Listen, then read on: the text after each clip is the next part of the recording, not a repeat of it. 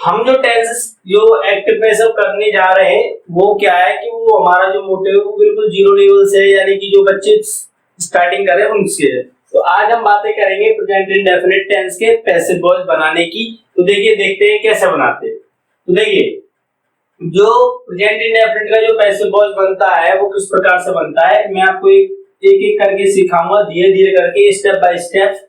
तो पहले पहले मैं आपको बताऊंगा कि जो एक्टिव होगा वो हमारा किस फॉर्मेशन का होगा।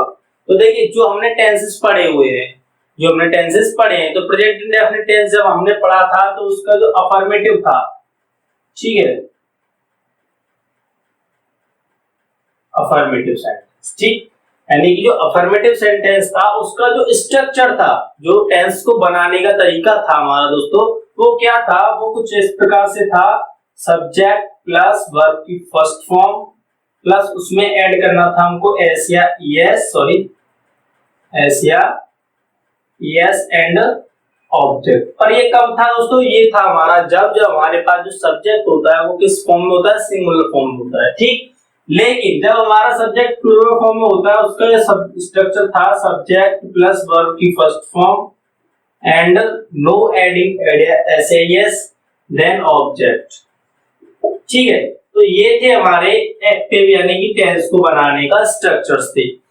जिन्होंने याद आया कुछ सभी को, तो देखिए अभी मैं आपको बताऊंगा कि इसको पैसिव में ट्रांसलेट कैसे करना है। तो देखिए इनको पैसिव में स्ट्रक्चर जो बनाते हैं दोस्तों वो एक सिंपल सा वे है, बहुत ही इजी होता है एक्टिव से पैसिव बनाना। क्या होता है, जो ऑब्जेक्ट होता है हमारा एक्टिव में दिया हुआ, जो भी हमें ऑब्जेक्ट दिया हुआ होता है दोस्तों, उसको क्या करते हैं, उसको आगे लेकर आते हैं, यानी यहाँ पर हम इसको लेके आते हैं और इस जो पैसिव का उसको बना देते हैं न्यू सब्जेक्ट। क्या बना देते हैं, न्यू सब्जेक्ट। इट मींस इसको बोल सकते हैं new subject of passive voice, ठीक।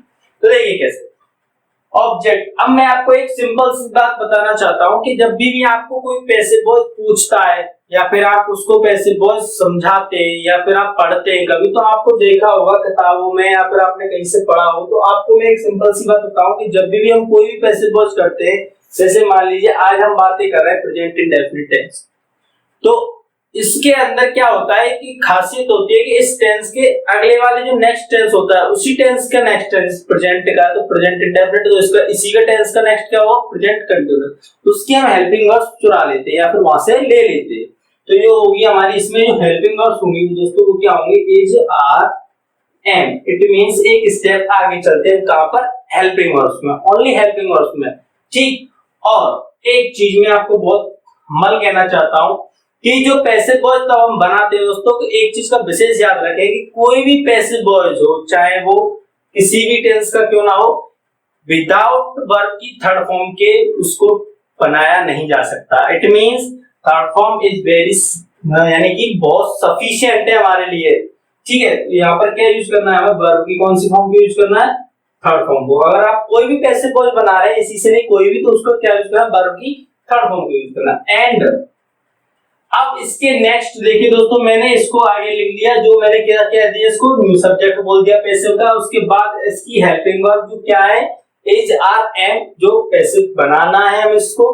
एंड उसके बाद वर्ब की थर्ड फॉर्म को अप्लाई करना है। एंड अगर मान लीजिए इसके बाद कोई बच जाता है तो उसको लिख लेंगे, प्रीपोजिशंस बच जाते हैं, जैसे मैं आपसे बोलता हूँ कोई प्रीपोजिशन बच जाता है, जैसे डबल ऑब्जेक्ट आता है तो डबल ऑब्जेक्ट बच जाता हो तो उसको लिख लेते हैं एक ऑब्जेक्ट को, रेस्ट ऑफ। देन इसके बाद लगाते हैं हम वाई। क्या लगाते हैं, वाई। क्यों लगाते हैं वो भी मैं आपको बताऊंगा, फिलहाल आप इसको एक स्ट्रक्चर रूप में समझने की कोशिश करें। यहाँ पर क्या लगाते हैं दोस्तों, वाई लगाते हैं। डिफरेंट प्रीपोजिशंस यूज किए जाते हैं वो आपको आगे जाके बताए जाएंगे, फिलहाल आपको एक स्ट्रक्चर समझना है जो आना चाहिए, एक मेन बेस स्ट्रक्चर। तो देखिए उसके बाद वाई को लगाना। एंड दोस्तों अब इसका नंबर आता है, वाई के बाद अगर कुछ लिखा जाएगा तो इसको लिखेंगे। तो इसको क्या करेंगे, इसको यहाँ से रिमूव करके यहाँ पर ऐड कर देंगे, यानी यहाँ पर लिख देंगे। तो यहाँ पर हम बोल सकते हैं इसको न्यू, यहाँ पर सब्जेक्ट लिख देंगे, सब्जेक्ट को यहाँ से उठाएंगे और यहाँ रख दिया जाएगा। इसको हम बोल सकते हैं यहाँ पर new object. It means passive का ऑब्जेक्ट। अब देखिए मैं इन चीजों को क्यों लिख रहा हूँ, यहाँ पर सब्जेक्ट क्यों लिखा है और ऑब्जेक्ट क्यों लिखा है। तो दोस्तों मैं आपसे इतना बोलना चाहूंगा, जैसे कि मैंने आपके लिए एक एक्टिव लिखा, ही टीच इंग्लिश, ही टीच इंग्लिश, वह अंग्रेजी पढ़ाता है। तो प्रेजेंट इंडेफिनिट टेंस है, बहुत अच्छे।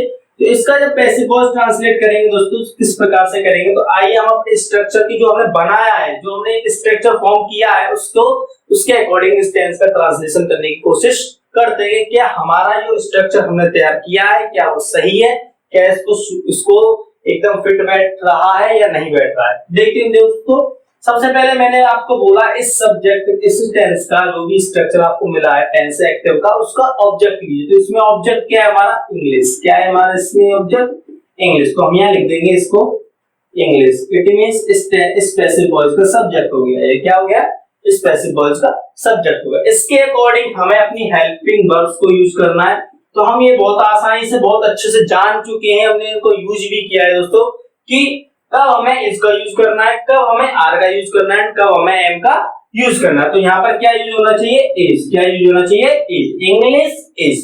अब बात करते हैं हम वर्ब की थर्ड फॉर्म को। जो मैंने आपको बोला था अगर हम पैसिव वॉइस बनाने जा रहे हैं तो हमें वर्ब की थर्ड फॉर्म का याद होना और उनको बनाना आना बहुत जरूरी है, यानी कि उनका पता होना बहुत जरूरी है। बिना वर्ब की थर्ड फॉर्म को पैसिव वॉइस नहीं बनेगा। तो इंग्लिश इज टीच की क्या हो जाएगी,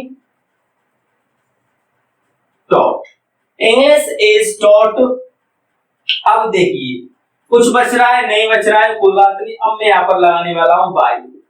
बाई क्यों लगाऊंगा वो भी मैं आपको बताने वाला हूं अभी।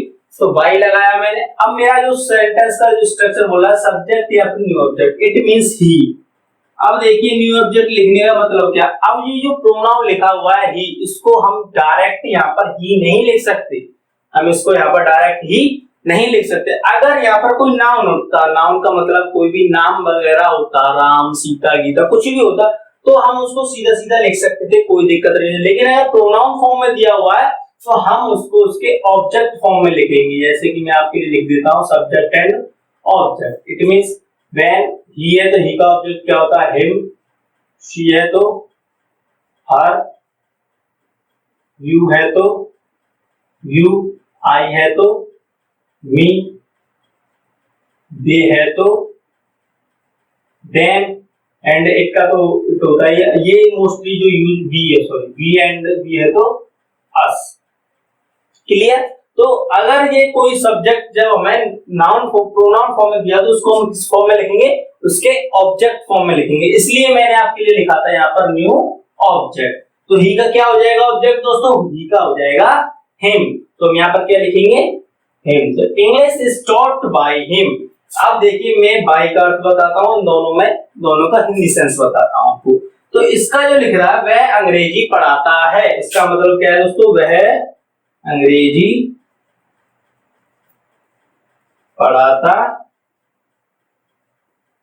है, वह अंग्रेजी पढ़ाता है या पढ़ा। तो अब मैंने जब इसको पैसिव में ट्रांसफॉर्म किया तो मैंने लिखा है कि अंग्रेजी उसके द्वारा पढ़ाई जाती है।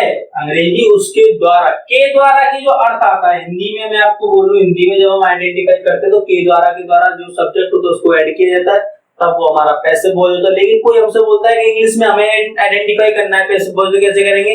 तो देखिए इंग्लिश में जब हमको आइडेंटिफाई करना तो ये इसकी मेन फॉर्म होती है, या तो बाय दिया हुआ होगा, बाय की इस बात इस प्रकार से लिख रहे होंगे तो पैसिव वॉइस है। अगर ऐसे भी ना लिख रहे हो तो वर्ब की थर्ड फॉर्म 101% इसमें यूज की गई होगी।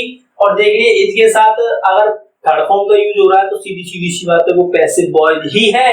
ना तो कंटीन्यूअस टेंसेस में किया जाता है ना इंडेफिनिट टेंस में किया जाता है, सिर्फ पैसिव वॉइस फॉर्म में ही इजी या बाद के साथ किसका यूज किया जाता है, वर्ब की थर्ड फॉर्म का। तो हम यहां से आइडिया लगा सकते हैं ये कैसा टेंस है, पैसिव वॉइस। तो इसका अर्थ क्या है, अंग्रेजी उसके द्वारा, हम बोलते हैं इसे अंग्रेजी उसके द्वारा पढ़ाई जाती है। तो इसको हम बोल सकते हैं अंग्रेजी उसके द्वारा पढ़ाई जाती है। तो जो के द्वारा का जो अर्थ आ रहा है दोस्तों, के द्वारा, उसके द्वारा, जो द्वारा का जो अर्थ है उसके लिए हमने यहाँ पर बाय को ऐड किया है। तो आई होप सभी के समझ में आया कि जो स्ट्रक्चर्स है वो किस प्रकार से सेट किए जाते हैं, किस प्रकार से इसको बनाया जाता है। तो देखिए एक और बात, एक और ले लेते हैं एग्जांपल ताकि आपको और क्लियर हो जाए। जैसे मैंने बोला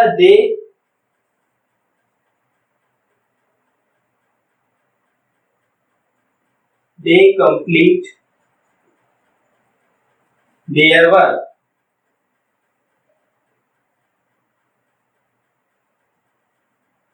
ऑन टाइम, वे अपना कार्य समय पर करते हैं। तो क्या किया मैंने बोला आपसे, वे अपना कार्य समय पर करते हैं।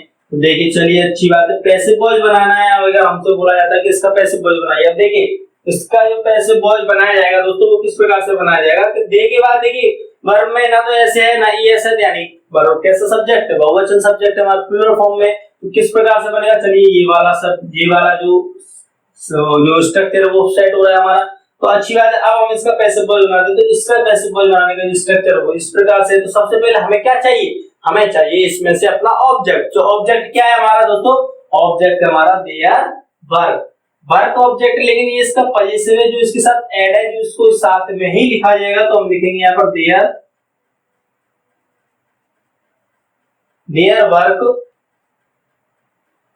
वर्क एंड उसके बाद एच आर एम। तो अब बताइए हमें यहाँ पर किस प्रकार से यूज करना चाहिए। इसका तो यूज एक वचन के साथ किया है, लेकिन देयर वर्क उनका कार्य है, तो हम यहाँ पर यूज करेंगे are. Their work are, work की थर्ड फॉर्म किसकी, वर्ब की। तो वर्ब क्या है हमारी, completed, completed, their work completed, ठीक है, their work completed, their work completed on time. मैंने ऐसे बोला था ना आपको कि अगर कुछ रह जाता है, जैसे मैंने बोला था प्रपोजिशन रह जाते हैं एंड रेस्ट ऑफ सेंटेंस, जैसे ये रह गया मेरा, इसके बाद बाय के बाद तो बस एक ही स्थान रखना है जो है ये सब्जेक्ट का।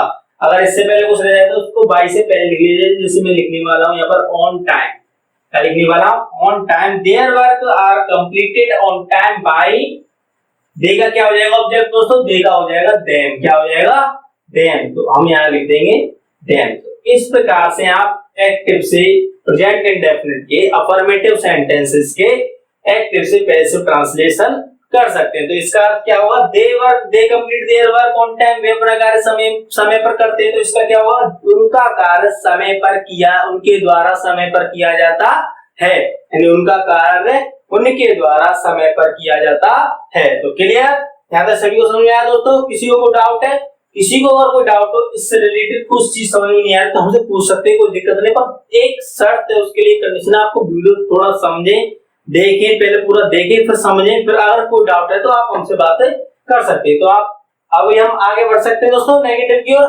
तो चलिए अब आप इसका चाहे तो स्क्रीनशॉट ले सकते हैं या नोट कर सकते हैं, जैसे कि मैं आपसे हर बार कहता हूं कॉपी पेन लेके बैठिए, ताकि आपको जो भी अपने मतलब का लगता है उसे नोट कीजिए या स्क्रीनशॉट कीजिए, फिर आगे चलते चलिए देख करते हैं।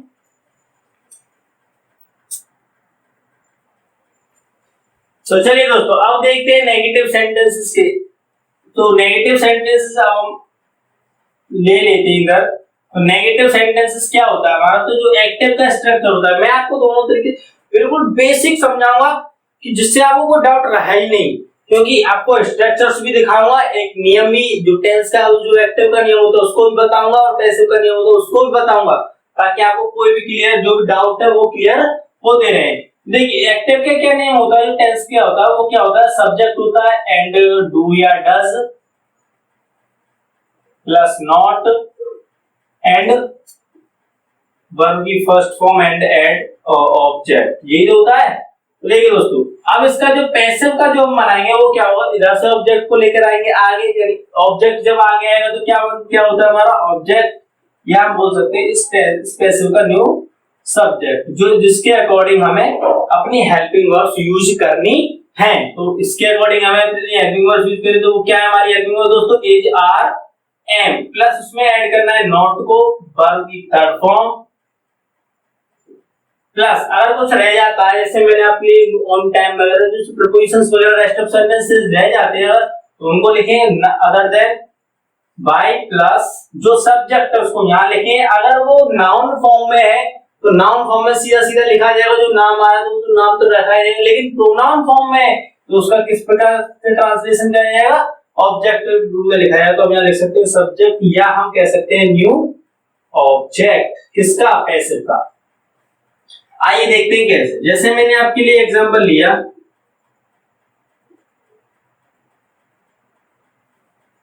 अब की बार नाउन ले लेते हैं। Karan does not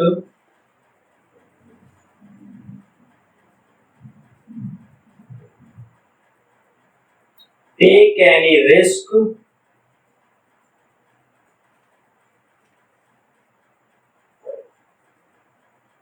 in this game.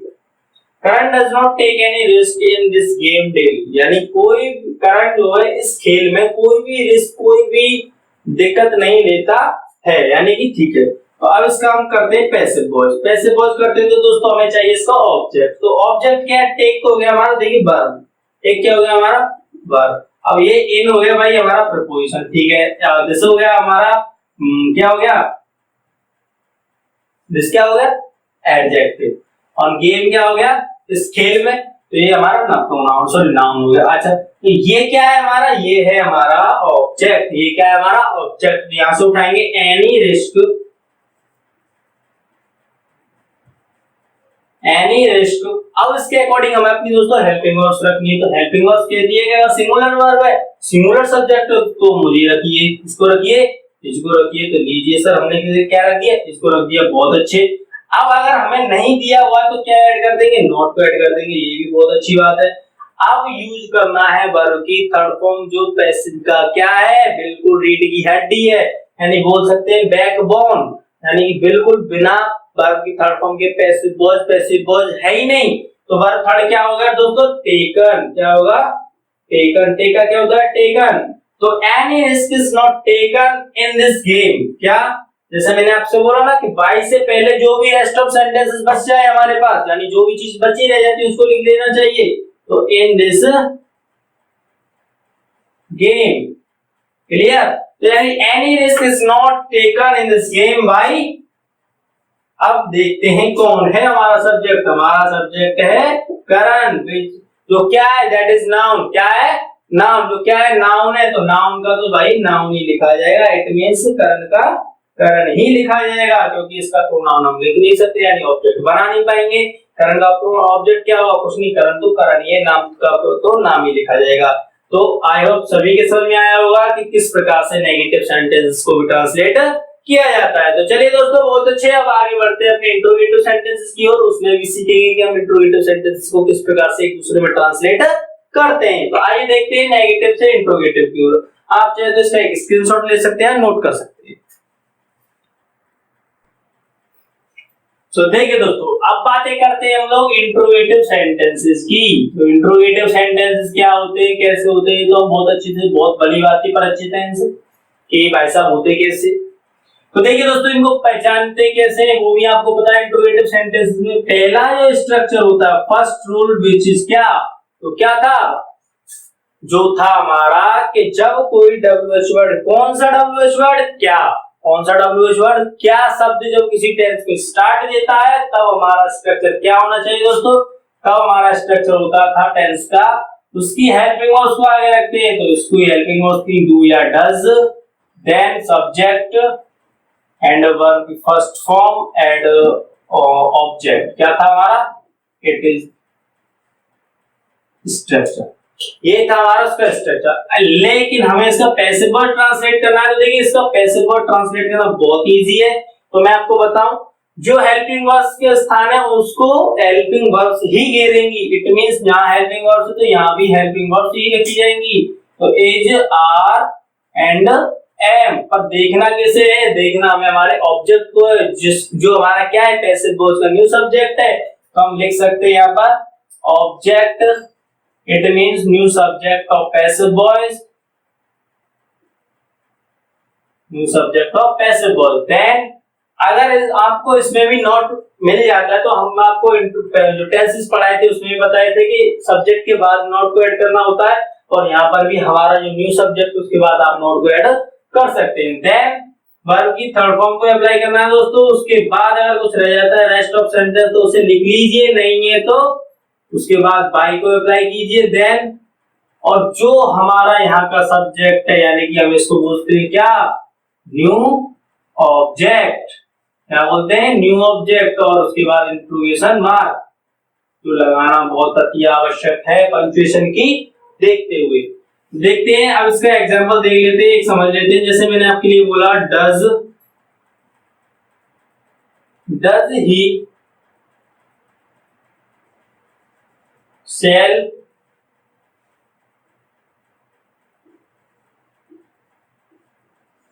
This type of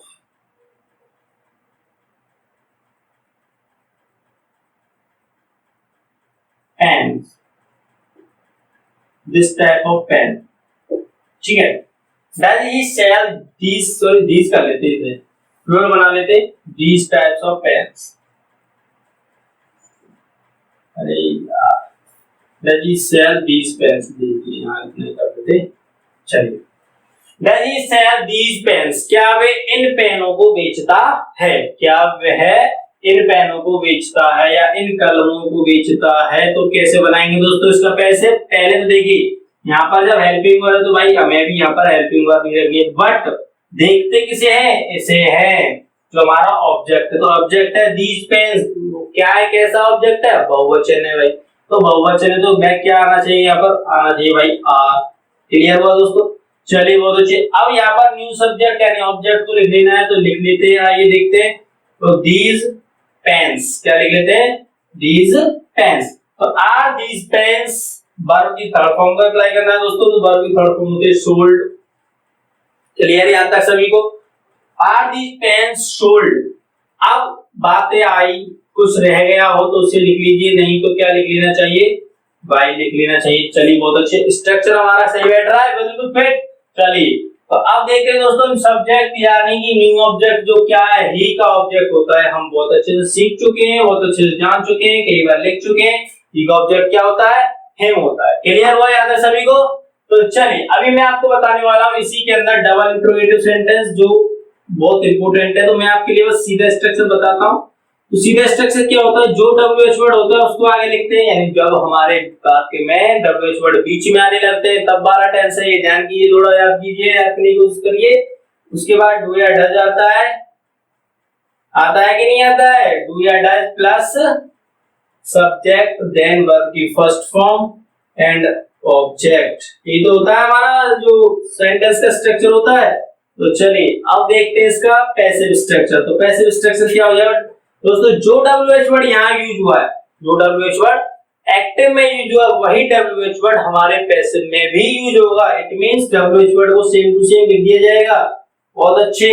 helping verb की जगह क्या आना चाहिए, हेल्पिंग वर्ब्स ही आनी चाहिए। तो हेल्पिंग वर्ब्स क्या होती है हमारी इस टेंस के according, is are am, passive voice के अकॉर्डिंग। क्लियर।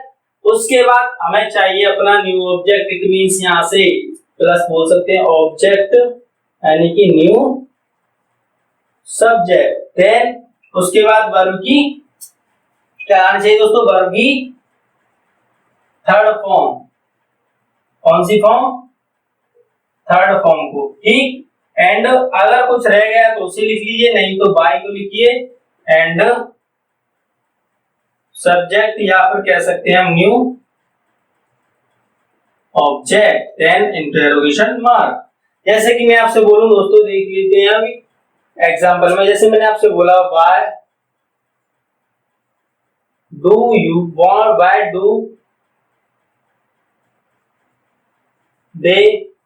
अब इसमें मैं नॉट ऐड कर लेता हूं ताकि आपको समझ में आ जाए कि नॉट आ रहा है तो कैसे लगाना। Why do they not, why do they not learn their chapters. Why do they not learn their chapters, यानी वे अपने जो पाठ हैं, जो अध्याय हैं, उन्हें याद क्यों नहीं करते हैं। तो आइए दोस्तों देखते हैं इसका पैसिव वॉइस।